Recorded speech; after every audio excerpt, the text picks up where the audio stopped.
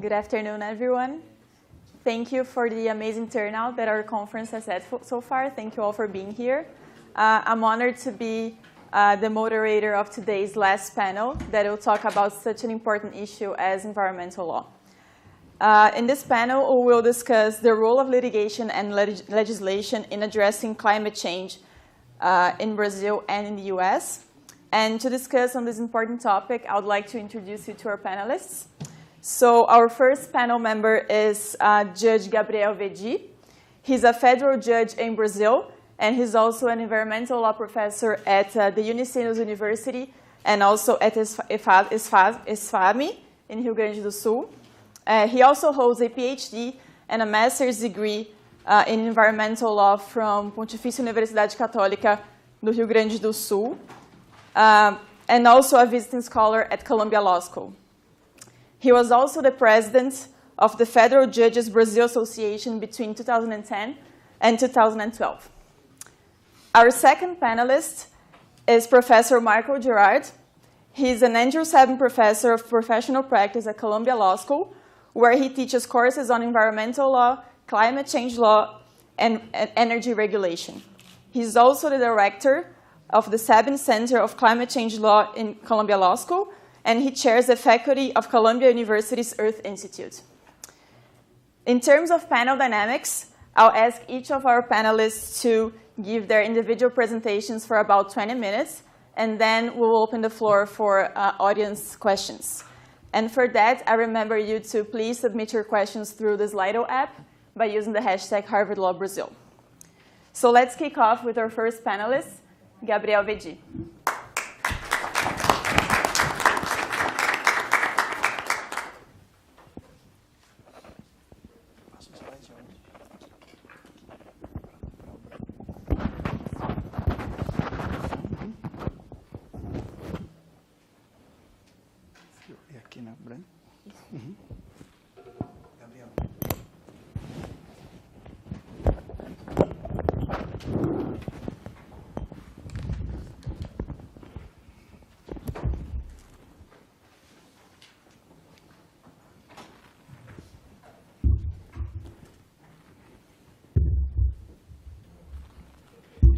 Good afternoon. My name is Gabriel Wedy. I'm a federal judge, an environmental law professor in Brazil.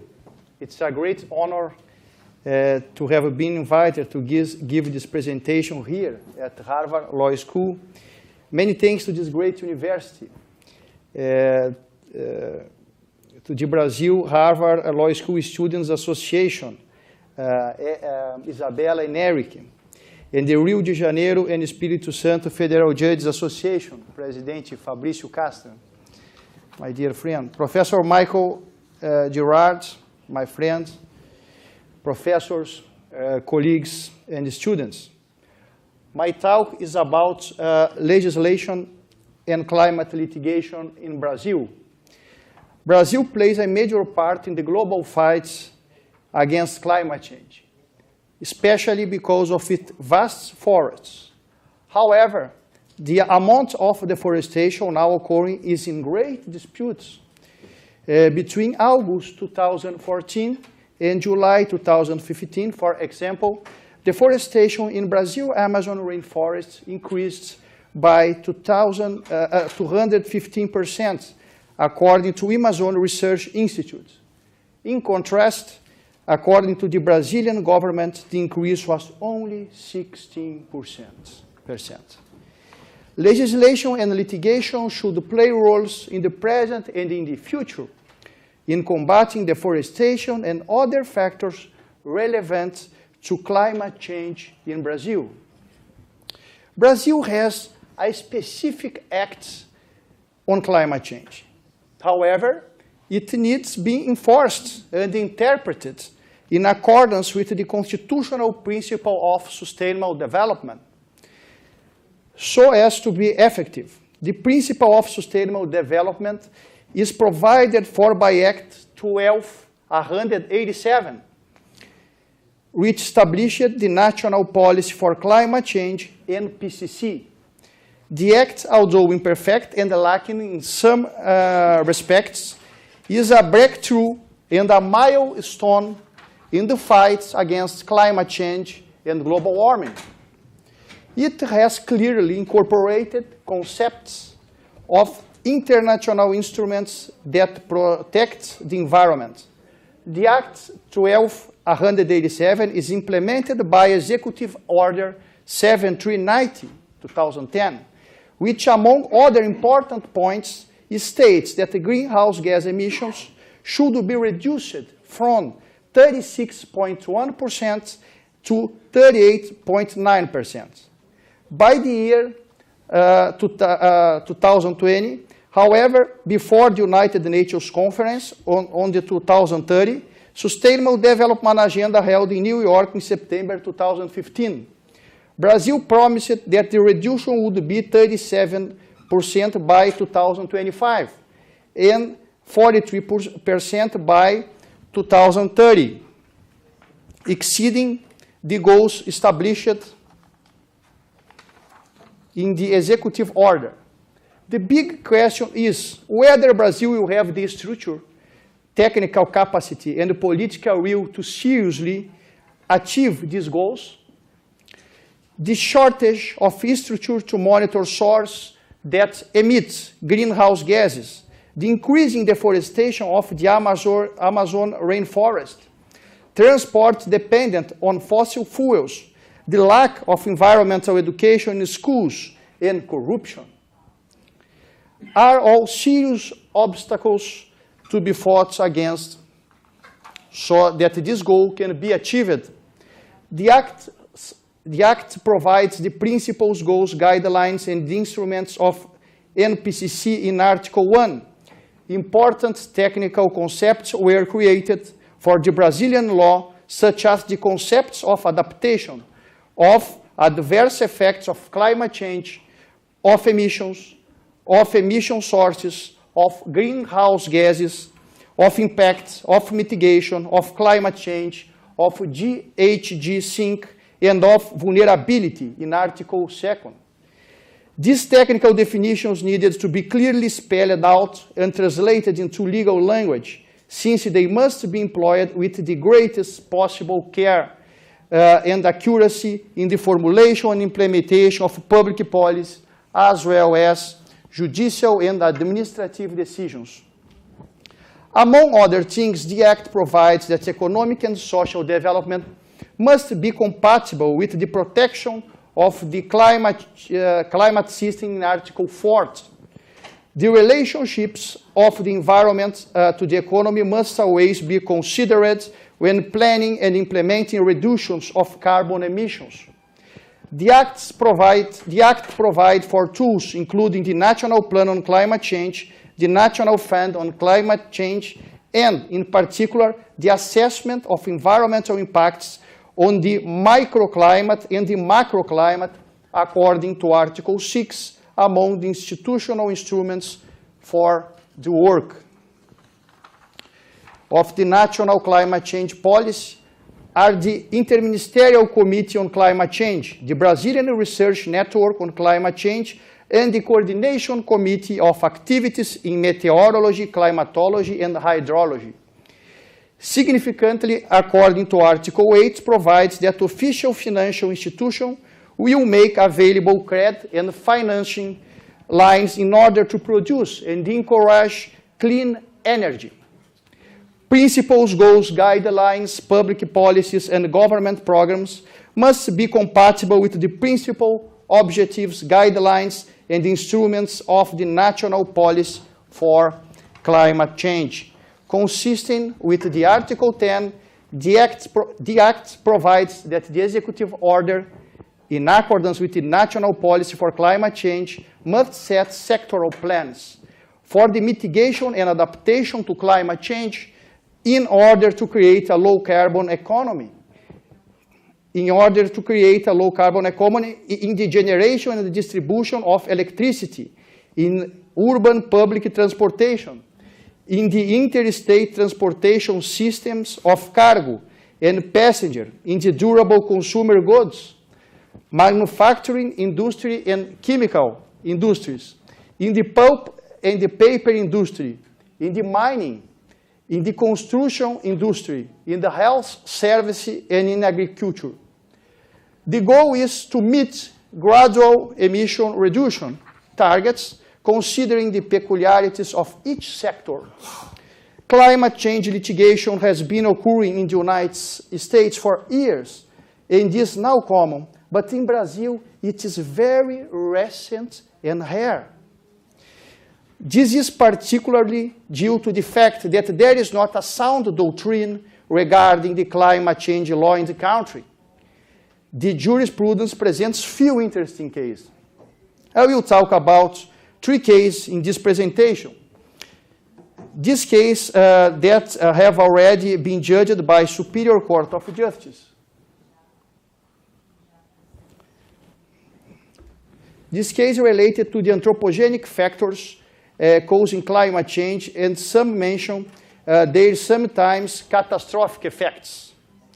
The Superior Court of Justice headquartered in Brasilia, according to the Articles 104 and Article 105 of the Brazilian Constitution.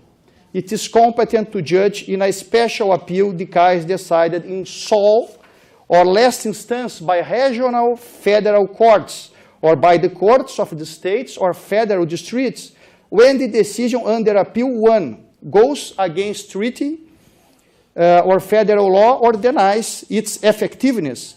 2, judged as valid and enacted by local government contested due to a federal law. 3, construes a federal law differently from other courts. This court reviews cases related to environmental law when non-constitutional rules are being debated. The Superior Court of Justice has adopted a progressive jurisprudence regarding the protection of the environment as an independent legal asset and fostering sustainable development. This can be clearly seen in several situations. Pursuant to these comments, we will talk about this case judged by Superior Court of Justice that are relevant in fighting the anthropogenic factors causing climate change. The Superior Court of Justice, based on Article 27, the Old Forest Code, ruled in favor of the State Prosecutor Office of the State of São Paulo against the farmers Felipe Salles Oliveira and others, and found that it is illegal to use the technique of burning in the harvest of sugarcane due to its negative impacts on the environment and the emissions of CO2, contributing to global warming, in addition to causing respiratory damage to people, especially to farm workers. This decision came to the opposite conclusion than the later decision from the Supreme Federal Court in the case of the State of São Paulo and others versus the city and the City Council of Paulínia. In the decision of Superior Court of Justice, it was stated that academic studies show that the burning of sugarcane straw causes significant environmental damage, and that, considering sustainable development, there are modern instruments and technologies that are able to replace the burning practice without making the economy activity unfeasible. The court clarified that the exception of the sole paragraph of the Article 27 of the Old Forest Code to the prohibition of fires must be construed restrictively when it authorizes the fires for agro-industrial or agricultural activities, as the economic interests cannot prevail over the environmental protection, when there are techniques less harmful to the nature. According to Justice Martins, said Justice, the interpretation of the rules that protect the environment do not comprise only and solely the use of strict legal instruments, as it is a fact that the sciences related to the study of the soil, to the study of life, to the study of chemistry, to the study of physics, must help the jurist in his/her daily activity of understanding the fact that is harmful to environmental law. The cane field absorbs and incorporates CO2 in large amounts through its growing period, which lasts from 12 to 18 months on average. And the burning releases it almost instantly. In other words, in the period of one fire, which lasts approximately from 30 to 60 minutes. Therefore, the fire releases the CO2 collected from the atmosphere during 12 to 18 months in a little longer than 30 or 60 minutes.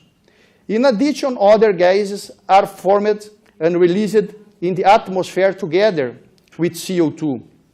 According to the justice, a study carried out by Paulista State University, which concluded that the polycyclic aromatic hydrocarbons released by the fire causes cancer, affecting the bodies of workers in cane fields who are exposed to the smoke. According to the justice, the appellants have shown that the procedure is archaic and obsolete by stating that it is a secular conduct, in other words, a method used in time of major technological limitations. Surely, today the progress of agro-industry enables a mitigation of environmental damage without compromising its economic feasibility. Therefore, according to the opinion, the activity must be developed with modern industrial instruments and technology to reduce the environmental impact and not using fires in cane fields for the harvest that contribute with climate change. The voting was unanimous, with Justice Antônio Benjamin, Campbell, Calmon, and Meira following the opinion of the reporting justice. I will talk about the second case, ruled by the Superior Court of Justice.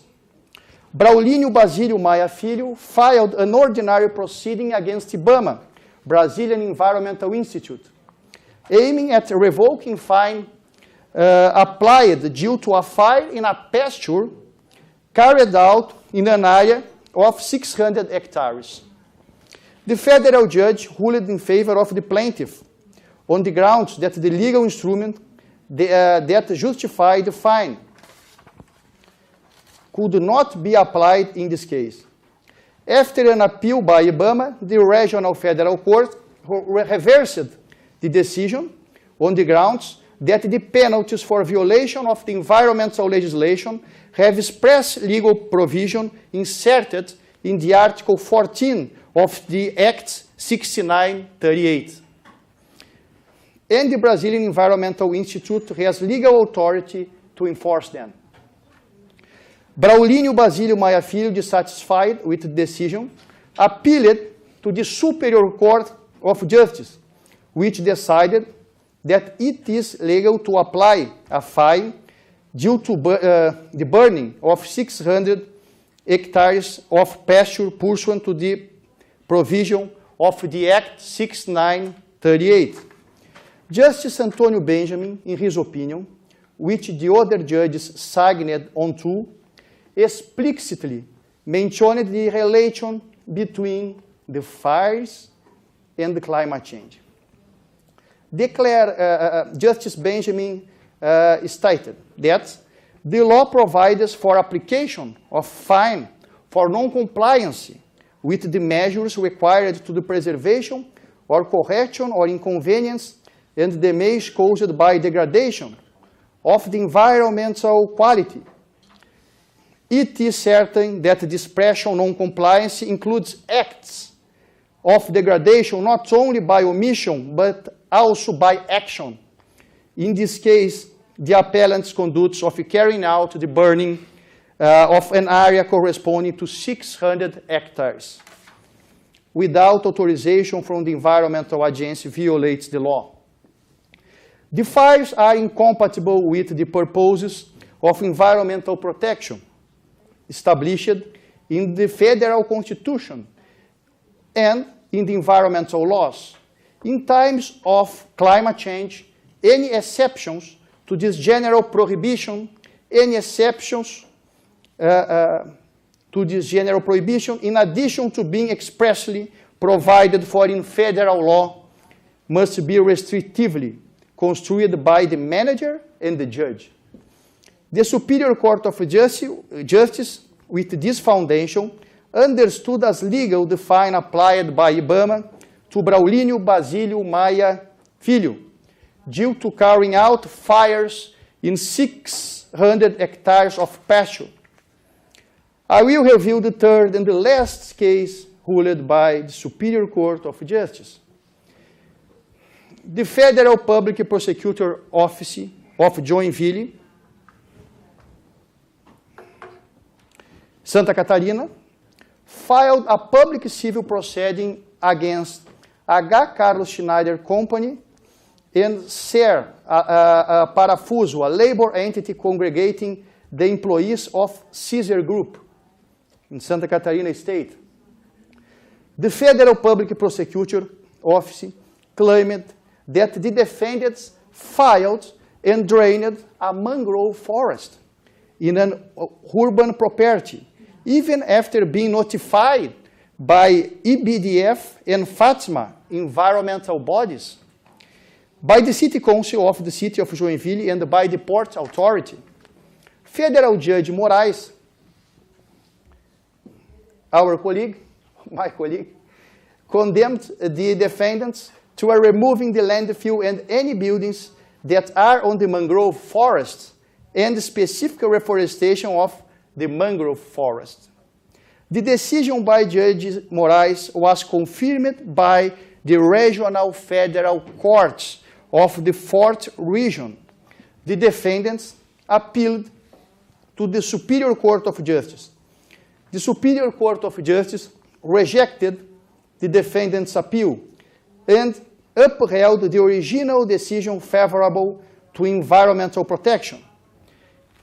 In his opinion, which the other judges signed on to, Justice Antônio Benjamin, again, mentioning the risks of climate change, especially increasing sea levels, stated in the opinion.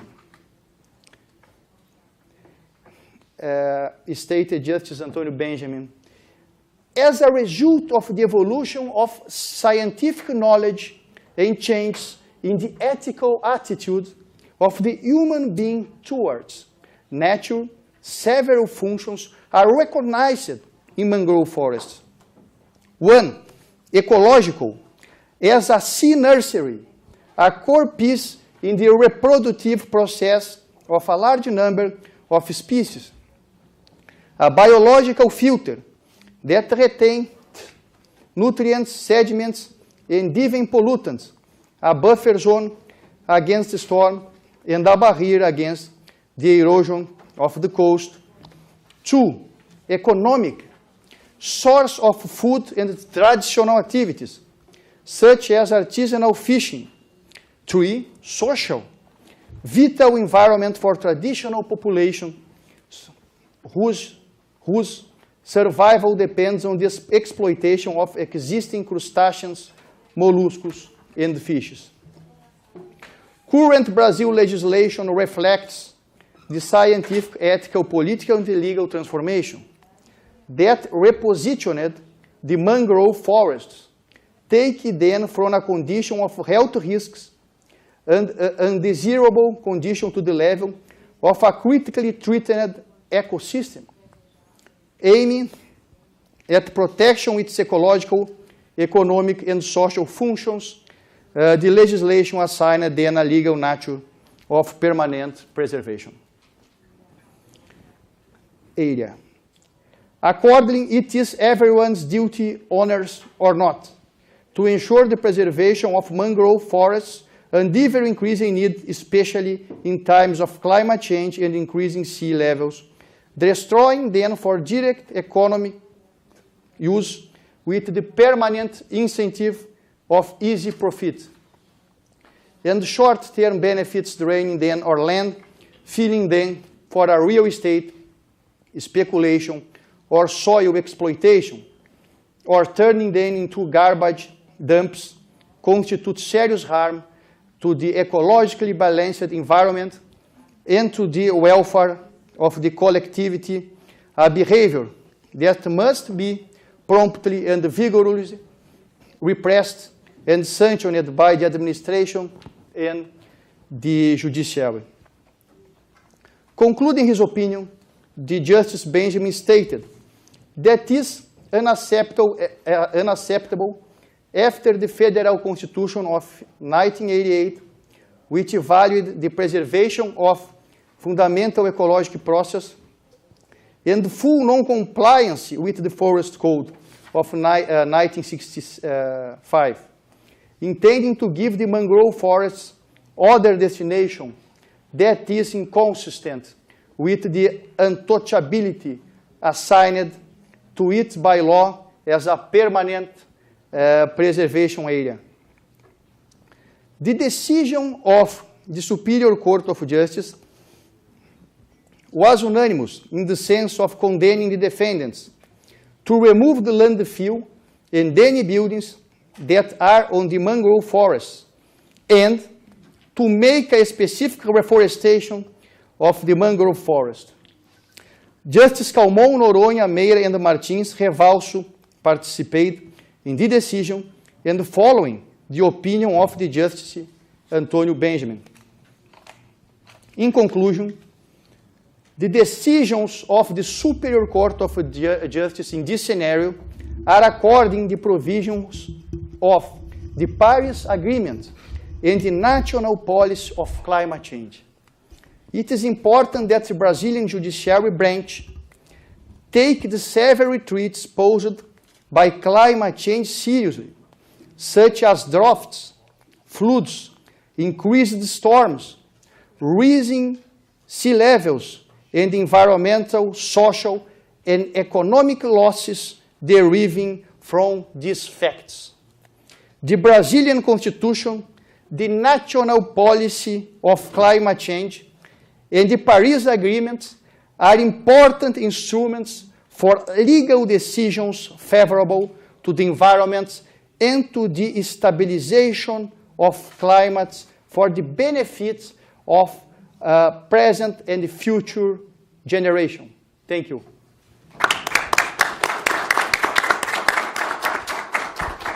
Thank you, Judge Wedy, for this enlightening lecture. We'll now turn to Professor Michael Gerrard for his presentation. Yes.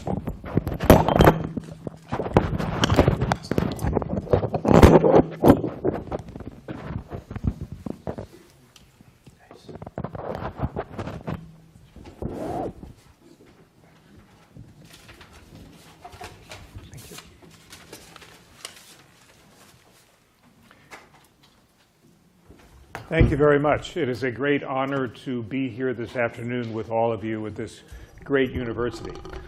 I'm going to be talking about climate change litigation in the United States and also some of the most important climate change cases in other countries in the world.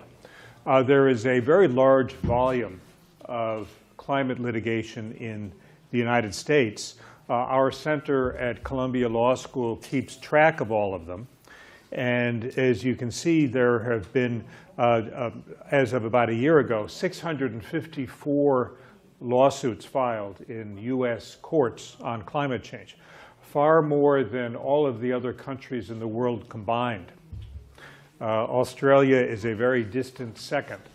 And there are also several countries that only have one or two cases. The kind of litigation that takes place varies a great deal with who is president of the United States. US climate litigation really began around 2001 when George W. Bush was president. Under President George W. Bush and Vice President Dick Cheney, the US government did almost nothing about climate change. Many lawsuits were filed by environmental organizations and by states that favored action on the environment.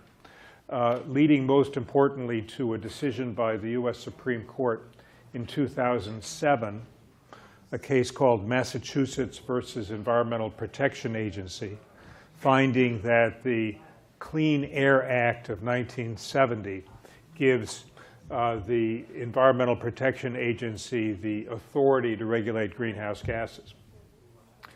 When President Obama took office in 2009, he reversed the US policy and began acting very vigorously on climate change. When that happened, the nature of US climate litigation changed completely, and the Obama administration was challenged in court by industry and by the states that oppose action on climate change. Then in 2017, when Donald Trump took office, the nature of the litigation again reversed, and now we have litigation brought again by environmental groups and states that favor climate action. So the amount of litigation has been going up, but the nature of the litigation and the identity of the parties has changed very significantly. When we add up all of the cases and look at what are the most important, the most common theories that were used, the largest number of cases are brought under the National Environmental Policy Act, which is the US law requiring environmental impact assessment. And also many states have similar laws, and so many actions under the state laws, primarily California. A lot of lawsuits brought under the Clean Air Act and under many other theories. So the lawyers have been very imaginative in coming up with new theories to bring these lawsuits. Today, most of the US climate litigation falls into these categories. Basically, every action that the Obama administration took on climate change was challenged in court by industry and by states. Some of those lawsuits are continuing. The most important of those concern the Clean Power Plan. That was the plan of the Obama administration to reduce the use of coal to generate electricity. After that plan was released, it was challenged in court, and the US Supreme Court issued a ruling staying the plan, saying the plan could not be implemented until all the litigation was finished. So that continues, but President Trump has started the process to repeal the Clean Power Plan, so that is no longer so active. President Trump is taking many actions to try to repeal the US environmental regulations, and the administrator of the Environmental Protection Agency, Scott Pruitt, is following through on that. Our center at Columbia Law School, on the day that President Trump was inaugurated, launched a website which we call the Climate Deregulation Tracker to keep track of all of these actions being taken by the Trump administration to stop the climate regulations. Almost everything almost all of these actions by the Trump administration are being challenged in court. Environmental groups and states are suing, and they have won several of those lawsuits, mostly on administrative procedure grounds, mostly because it was necessary for the government to have gone through a formal process under the US Administrative Procedure Act for public notice and comment, and the administration did not do that. But they will then go back and fix it so that they can continue with those actions.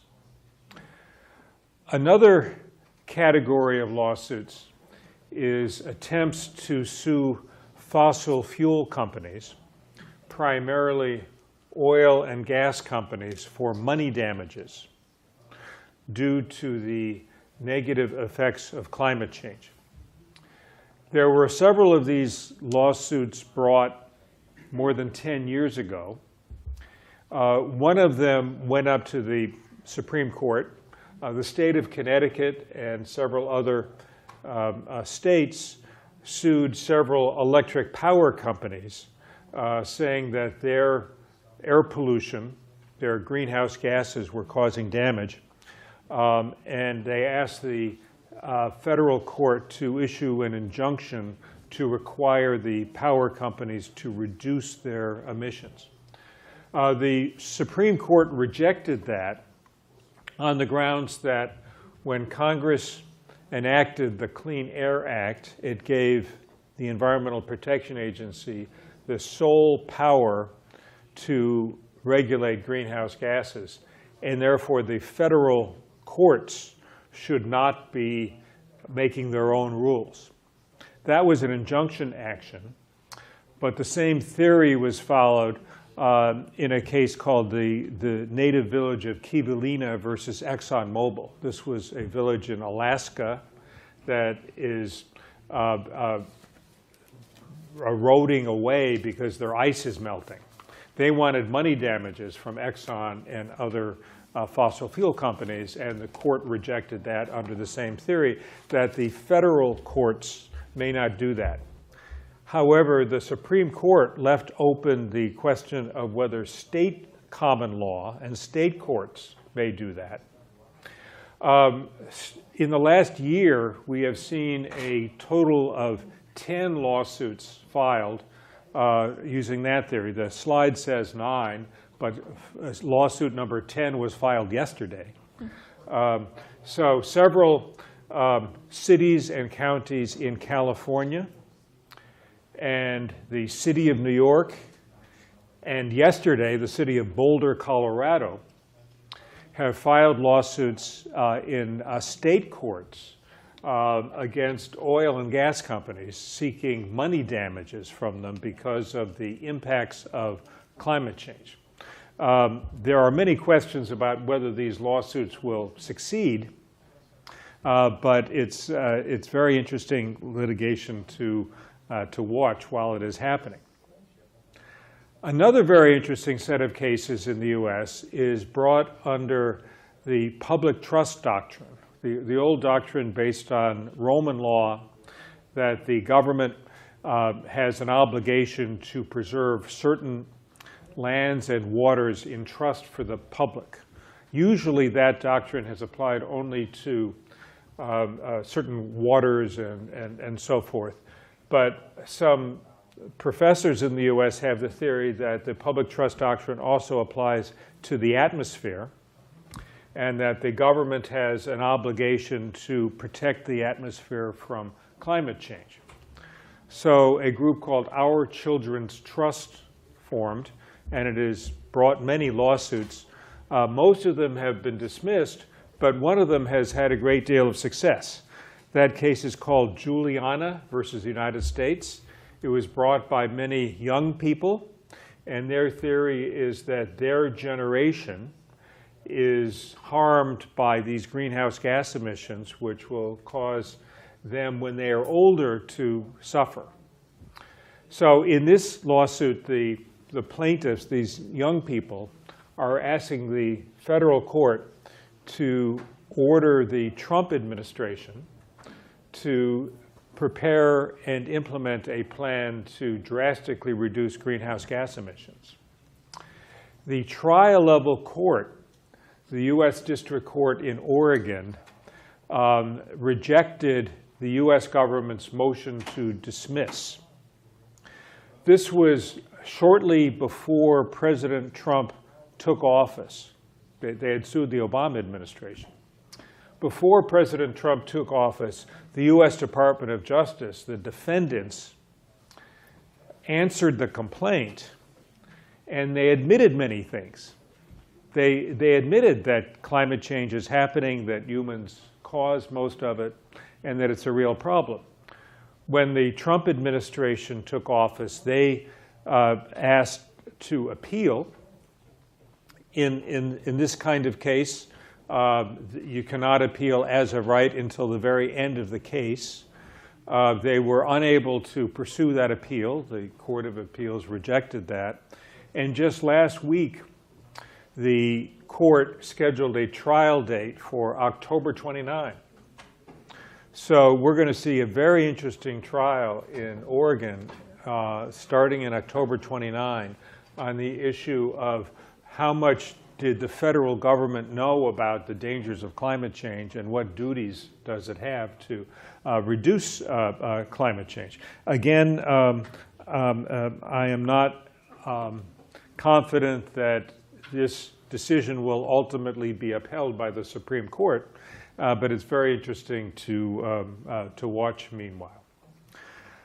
Another category of actions are investigations being done by the Attorney General of the state of New York and the Attorney General of the state of Massachusetts, where we are today, investigating Exxon Corporation. And this is based on securities disclosure. The issue is whether Exxon knew a great deal of information about the dangers of climate change, but did not disclose that in its filings and its disclosures to investors. And therefore, the question is Exxon guilty of securities fraud? So these are just investigations. No charges have been filed yet. But Exxon has brought several lawsuits against the Attorneys General of New York and Massachusetts to try to shut down the investigation. So far, all of those have failed. All of those challenges have been dismissed. And so these investigations are going forward. There are also efforts being made to argue that the fossil fuel companies should be liable in the same way that the tobacco companies were held liable years ago for failing to disclose the health impacts of smoking.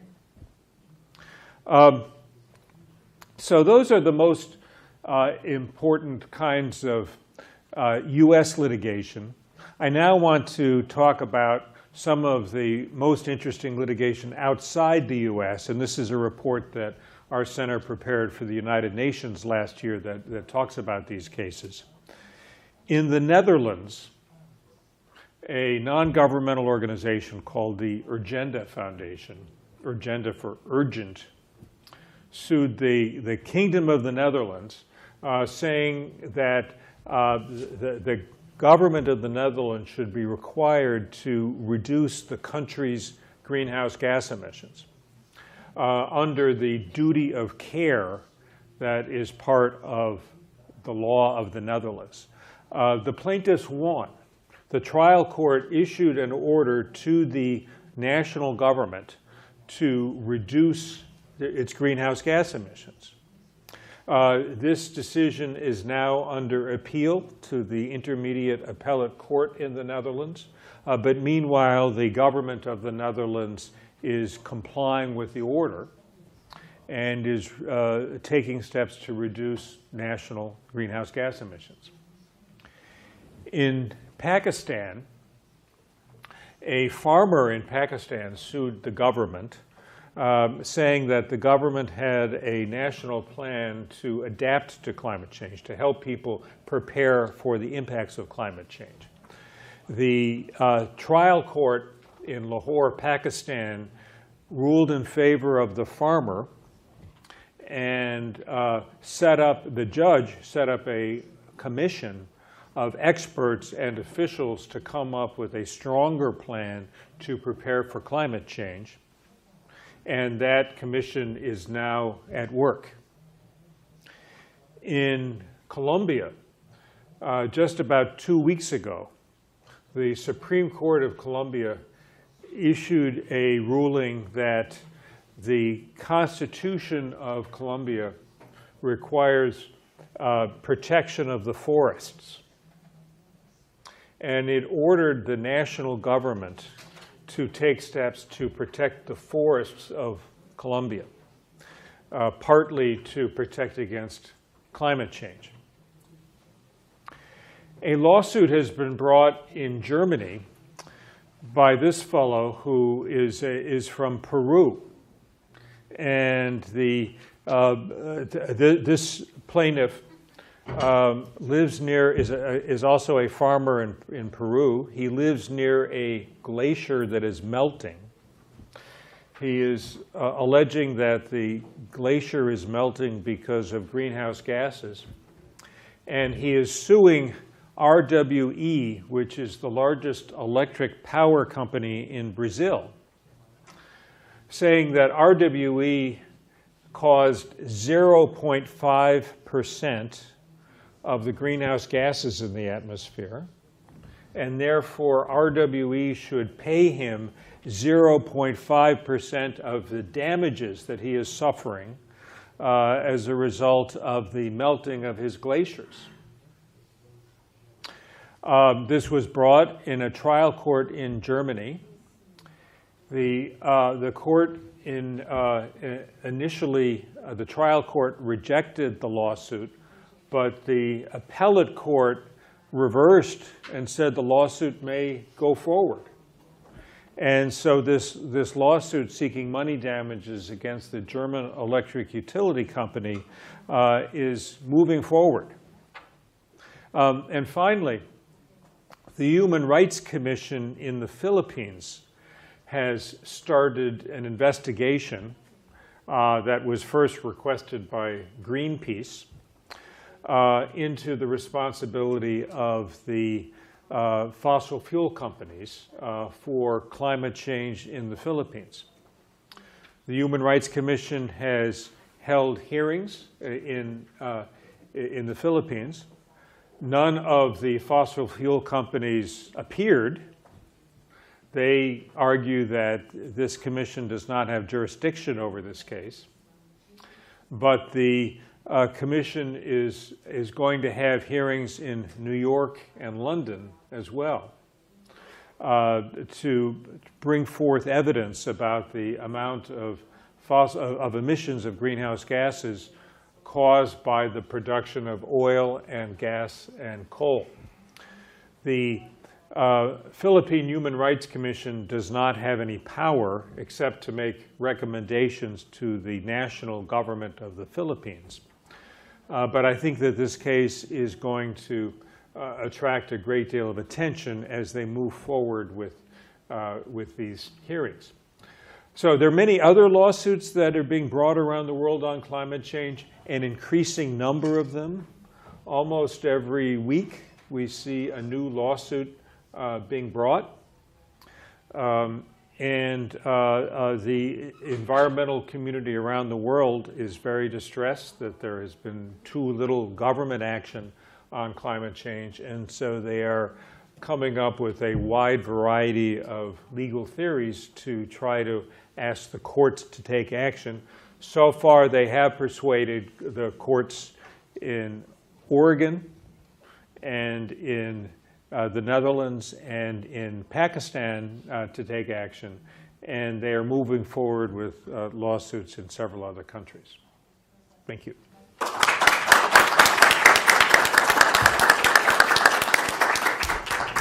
Thank you, Professor Gerrard, for this enlightening lecture as well.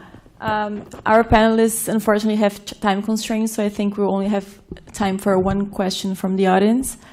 And the question is, I think both of you can answer it, and is why do you think environmental regulation is not treated as seriously in Brazil, where environmental resources is so vast? Well, you'll have to answer that. I will answer in Portuguese because the audience is Brazilian. No Brasil nós temos, na verdade, leis ambientais altamente modernas. Nós temos a Lei 6938 de 81, né? Temos a Lei da Política Nacional da Mudança do Clima, e essa jurisprudência extremamente progressista do Superior Tribunal de Justiça, que reconhece a imprescritibilidade da ação de reparação de dano ambiental, reconhece a responsabilidade por ação e por omissão do Estado em casos de danos ambientais. Então, nós temos uma jurisprudência extremamente progressista, uma boa legislação, e, ao contrário dos Estados Unidos, a Constituição brasileira protege o meio ambiente por ele mesmo. Nos Estados Unidos, para se ter um caso, para se ter uma ação ambiental, é necessário que haja violação de um direito individual. Tá? Você precisa ser reconhecido em standing, né? Para que se possa proteger o meio ambiente de modo indireto. Né? Uma situação parecida com o que nós chamamos de dano ambiental ricochete no Brasil. Né? O dano ambiental ricochete, o que acontece muito quando existe poluição de rios, poluição de lagos, por exemplo, que ocorre um dano à flora, um dano à fauna, né? Mas também um dano econômico aos pescadores, às pessoas que fazem turismo local. Né? Então, eu acho que o direito brasileiro está bem regulado. O que falta no direito brasileiro para combater as mudanças climáticas é o que o professor Michael Gerrard defende, inclusive de modo combinado, que é a criação do mercado do cap and trade e também se colocar preço no carbono, né? A atuação combinada da precificação do carbono, né? Com a criação do imposto sobre o carbono, feito isso de modo combinado com o mercado, que os mercados podem ajudar para proteger o meio ambiente. O cap and trade, existe cap and trade na China, por exemplo, existe no estado da Califórnia há tempo, né? Em algumas regiões dos Estados Unidos, existe no Canadá. O Canadá criou também a tributação sobre o carbono. Então, a aplicação combinada entre o carbon tax, né, e o cap and trade é o caminho. O Brasil precisa enfrentar isso dentro do Congresso e fazer um grande debate na sociedade, né, brasileira. E nós temos o grande problema do Brasil nas emissões de gases de efeito estufa, um pouco diferente dos Estados Unidos, que tem as maiores emissões, elas vêm, na realidade, dos combustíveis fósseis. No Brasil, ela vem do desmatamento, né, e também da agropecuária.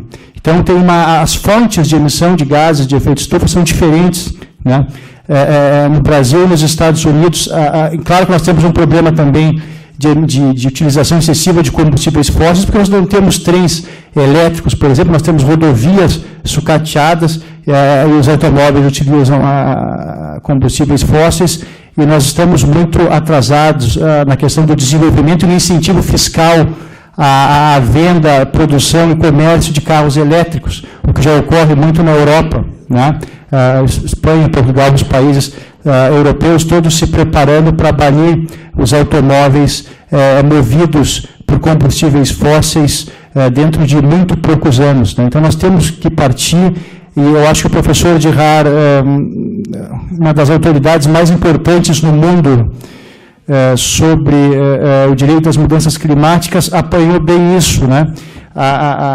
O cap and trade e a tributação sobre o carbono aplicados de modo combinado podem ajudar ao combate às mudanças climáticas e também para que nós possamos, com seriedade, alcançar os objetivos que nós estamos comprometidos com o Acordo de Paris, né?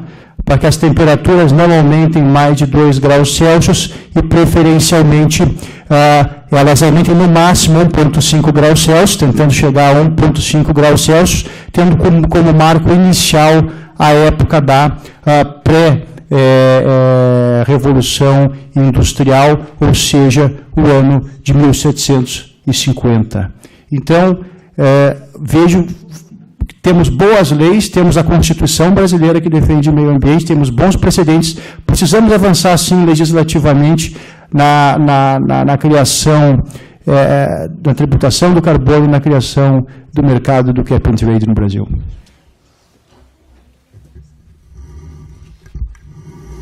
Thank you, Judge Wedy. With that, I would like to end our panel today and also our third day of the conference. Thank you all for being here. Thank you for our panelists. Thank you all.